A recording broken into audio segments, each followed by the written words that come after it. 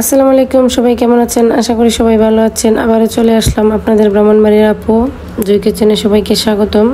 এই গরমে ঠান্ডা ঠান্ডা এই আইসক্রিম রেসিপি নিয়ে চলে আসলাম। চলুন দেখি। এখানে আমি তরমুজ নিলাম, দেখুন পরিমাণ মতো। আমি তরমুজ দিয়ে আজকে আইসক্রিম বানাবো।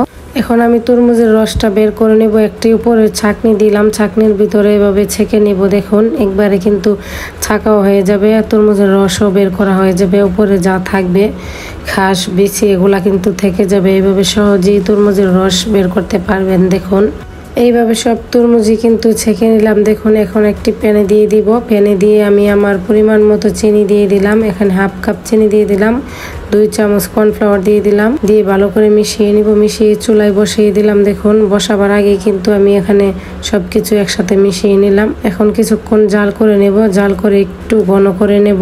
কিছুক্ষণ জাল করার পর এখন কিন্তু হয়ে গেছে। আমি নামিয়ে ফেললাম চুলা থেকে। নামিয়ে ঠান্ডা করে এখানে আমি একটি আইসক্রিমের মোল্ড নিলাম। আইসক্রিমের মোল্ডে ঢেলে দিব। আশা করি সবার কাছে অনেক ভালো লেগেছে। ভালো লাগলে লাইক কমেন্ট শেয়ার করে দিবেন। এইভাবে বাসায় গরমের মধ্যে আইসক্রিম বানিয়ে খেতে পারেন, বাচ্চাদের বানিয়ে দিতে পারেন।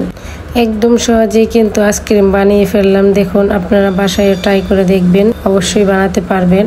খেতেও কিন্তু ভালো লাগবে। এখন আমি এভাবে রেখে দিয়েছিলাম 12 ঘন্টার জন্য ডিপ ফ্রিজে। 12 ঘন্টা পর ফিরে আসলাম। দেখুন একটু পানিতে চুবিয়ে নিলাম যাতে খুলে আসে। দেখতে কিন্তু অনেক সুন্দর লাগছে, মাশাআল্লাহ।